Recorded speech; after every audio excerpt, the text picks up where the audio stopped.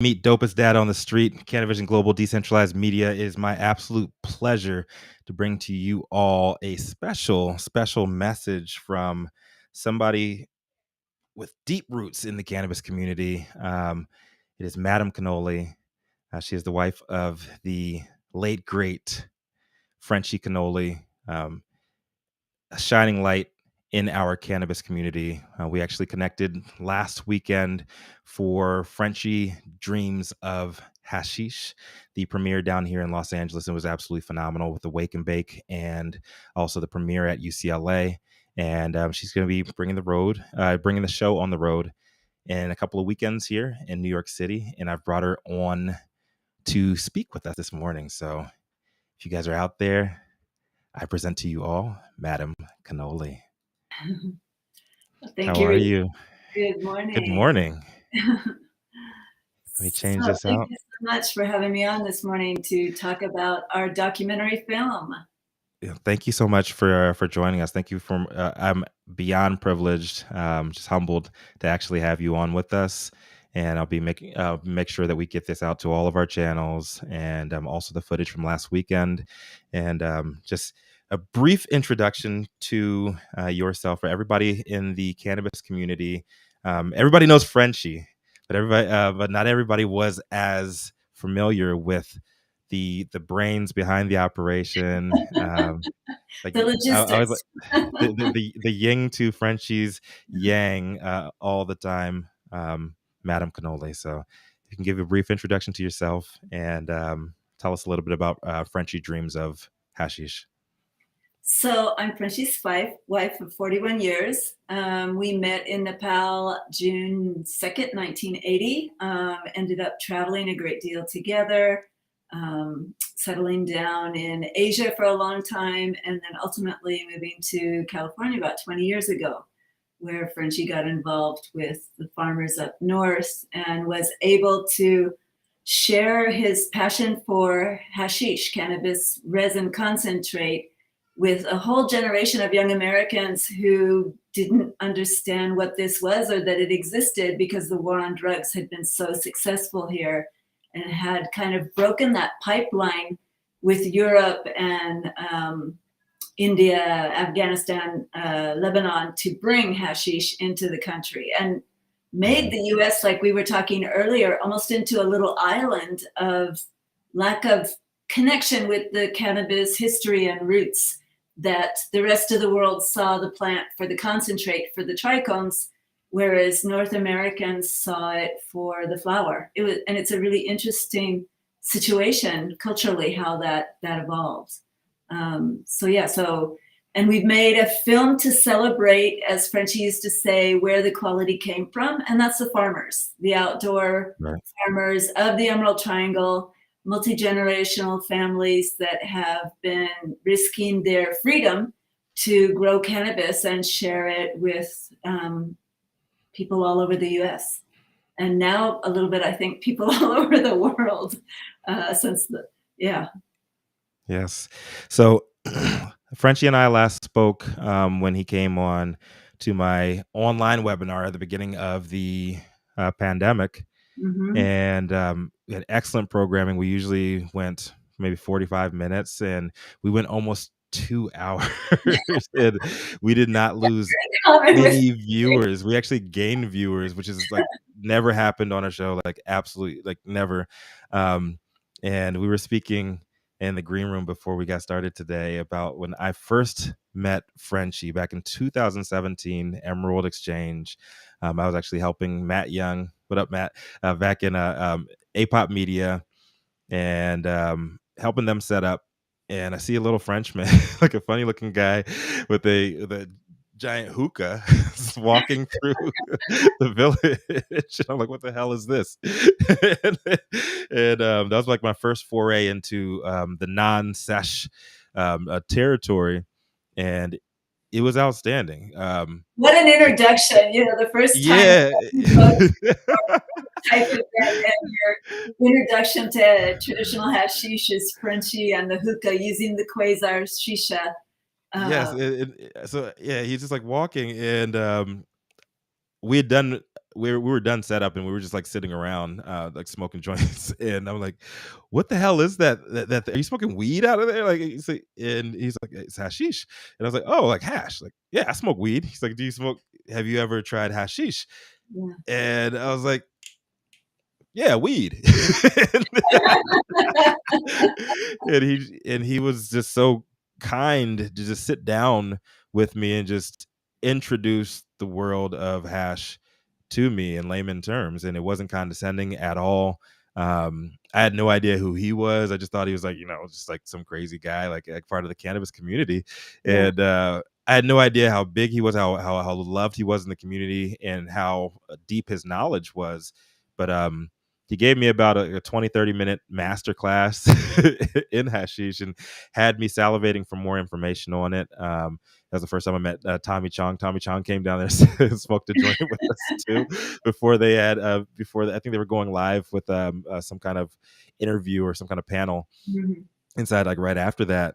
And that was my introduction to Frenchy. We met a few times along, I'd say, like the next 5 years, 5+ years, at different several events. I think the last time I saw him in person was the Golden Key Party, Oh, um, yeah, in lovely and Las Vegas with Dee Callahan. And it was absolutely stunning to me last weekend, when we had the documentary premiere here in Los Angeles, how many people had the same story that I did.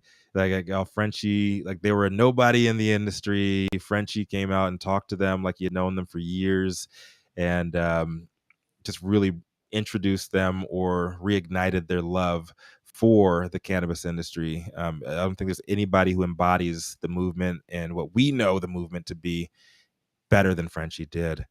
So the documentary was phenomenal, I have to say, but I'm impartial. Can you tell us a little bit about the documentary, how it came to be, and what you're looking to accomplish with the tour, and especially with the next date coming up on September 8th in New York City? So it started out that kind of an extension of what you just explained. We had so many people, once Frenchie had introduced them to hashish, that were then like, well, so how do I smoke this? And Mhm. Frenchie decided he wanted to put together a series of videos that showed the options. So my daughter was a dancer in New York at the time, and I asked her if she knew anybody who was a filmmaker. And she had just done a music video for a person who would become her boyfriend. And so she introduced me to that filmmaker, Jake Remington. And he came out here and did a 4-part series on how to smoke hashish. He showed how you could smoke it in a joint, in a shilum, in a hookah, and how you could dab with it. And the videos were so exquisite that we were then wanting to do a video of Frenchy's workshop. Frenchy has a workshop called Lost Art of the Hashishin, where he teaches anybody how you can make hashish for yourself and your family using a little mini washer that costs about $70. So we did that, and as we were doing it, they were having so much fun that we started joking about how, because one of the jokes was we would ask Frenchy, so is this the perfect hash that you've made today? And he was like, well, it's pretty good, but we could probably do better. And this reminded us of Jiro from Jiro Dreams of Sushi, because that's what they kept asking him. He was this sushi master, 80 years old, who had this Michelin star sushi restaurant in Tokyo. And he would always say, we could do better. So we're joking, we should make Frenchy Dreams of Hashish and document this whole process of how this comes into being. And Jake ended up following Frenchy around from the period of when the last year of medical in California to the beginning of adult use, and going up 2 seasons to visit the farmers that Frenchy worked with on the Lost Coast and in Mendocino, and ended up with about 80 hours of footage that over, kind of twists and turns became this 90-minute documentary film that is now Frenchy Dreams of Hashish, that documents Frenchy's love for the farmer, for the source of the quality, as he puts it, and also the challenges that have befallen California with the misguided legislations that we have around cannabis here, and what a negativity that's been to the industry. And last weekend, it was exquisite. Like I can't lie, it was absolutely phenomenal. We had the wake and bake. Big shout out to Jed Weiss, and at the wake and bake out in Bel Air, and some big time cannabis industry people in Southern California, and we had a few come down. Quite a few came down from up north too. And just everybody, the love in the building, the energy was all positive. Um, and it was just fantastic. And we had the actual documentary screening, the premiere at UCLA, and that was a gorgeous setting too. What is everybody? What can you expect out of the New York premiere in a couple of weekends here? Well, I think, for so many of us, New York is the epicenter of American creativity and talent when it comes to theatrical presentations like this. I'm very excited. We're in the Angelica Film Center, which is known for art films and documentaries. And I'm just really excited for the East Coast audience to see and know more about where the quality comes from, kind of connecting your cannabis flower or your concentrate to those farmers that grow the plant, that nurture it and care for it. And some of those best farmers in the world are working in the area of Northern California that has this cannabis terroir that is renowned for just growing some of the best cannabis on the planet. But I think we're also going to see an emergence of a cannabis terroir in upstate New York because they grow wine up Hmm. there, and they also have, some beautiful country for growing cannabis. So that'll be a beautiful thing to see, and I hope the film inspires a lot of people to understand the potential of quality. Growing small batch for quality and not, kind of chasing profits through Right. less than high quality material. I agree, and I had the pleasure of going up there for one event up in northern upstate New York, on Rochester. The Yep, cannabis that's community is strong. It yeah. is strong up there, and I actually made like a passing comment that got like a million likes. Not a full million, but it got a ton of people um, agreeing with me. I'm like, is Rochester, or the Rochester area, is that going to be the epicenter of cannabis events in New York? And everybody in New York is like, yes, absolutely. There's a strong community out there. I'm not. I've only been to one event out there, so I can't really speak on like the culture um, in depth. But there was a lot of love out So there. I know. Bill and I did a workshop up there a couple months ago. We were hosted Mhm. by Exotic Roots Hydro in Rochester. Big shout Um, out to Exotic Roots. Beautiful facility, just lovely people, such amazing hosting, but very vibrant and loving community. And I think that's the thing that I feel like through the pandemic, the cannabis community now is such a support to all of us after what we've all been through. And it's Yeah, lovely to be able to go and have these events again and meet and, find community together. And I just can't help but assume that that's what's going to happen with the movie screening in New York as well. Very yeah, I excited. definitely hope That so. screening is going to be very special because we have the filmmaker Jake Remington flying in from Italy, and we're going to do the producers Q&A. Local cannabis activist and educator Josh Alb is going to moderate that. Very excited about Yeah, that. And then we also have the executive director of the Origins Council, which is a nonprofit that works with over 900 legacy farms and small businesses in California. Janine Coleman is going to be joining us. So really looking forward to the Q&A after the film. I think with, this group of people on it should be, really dynamic. I definitely think so. Big shout out to Josh. Josh is out in Los Angeles right now, and we were supposed to connect last night, but we are going to be connecting later on today. He had a little bit of an evening. Don't stab me, bro. Didn't tell too much, but he had a little bit of an eating last night, so we were actually gonna be connecting later on today, and I'll be downloading some information for that, and maybe we get a little promo for the event too. Like he's a incredible soul, incredible spirit. Um, deep knowledge for the plant, deep passion for it, and it's the first time I actually get to meet him in person. But yeah, Josh Alb, everybody else on the panel is going to be fantastic too. And I'm really excited about what's going on in New York. There's a lot of excitement over legalization. And without us getting too deep into the politics right now, I think New York has the opportunity to leapfrog California if they play their cards right.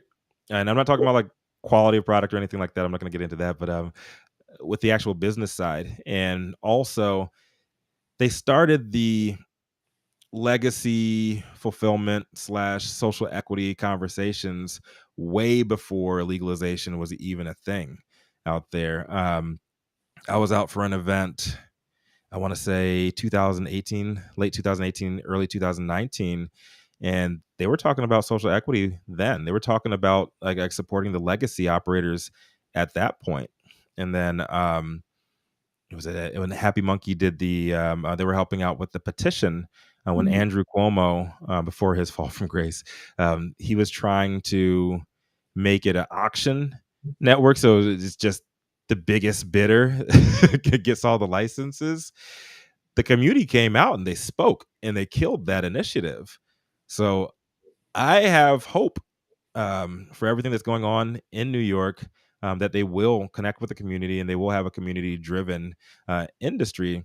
I just hope that they learn. I also hope that they learn from the mistakes that everybody else made in the industry, and especially California, because I want to say California is probably the most direct comparison that you can make to the opportunity there, to the legacy industry that's there. The only thing different, I mean, obviously, is the climate. So you're not going to have the same type or the same quality of product that you have out here in California. It's going to be different. But with that being said, they opened up licensing just this Thursday, right? And Tremaine Wright said that her goal is by the end of this year is to start opening up stores. So good luck to them. I don't know how that's going to be feasible. I have my thoughts of like maybe I have my daughter just walked in, so you get to be my daughter. This is Zora. So I have my thoughts on them probably. I have my thoughts on them probably giving a lot of the licensure, unfortunately, to the vertically integrated medical dispensaries first. I hope that doesn't happen, but we'll see. But I think there's a lot of promise and there's a lot of potential in the New York. Mama's trying to get her out, and she doesn't want to leave the studio. You can come sit on my lap if you want to. But yeah, I have a lot of hope, and I think there's a lot of potential in the New York community, and I really hope that it plays out like it should. California, I have to say, California has been pretty disappointing on several levels. The way things were laid out, the way things were rolled out, a lot of broken promises, Mhm. but I can't be too hard on it because we were the first major market.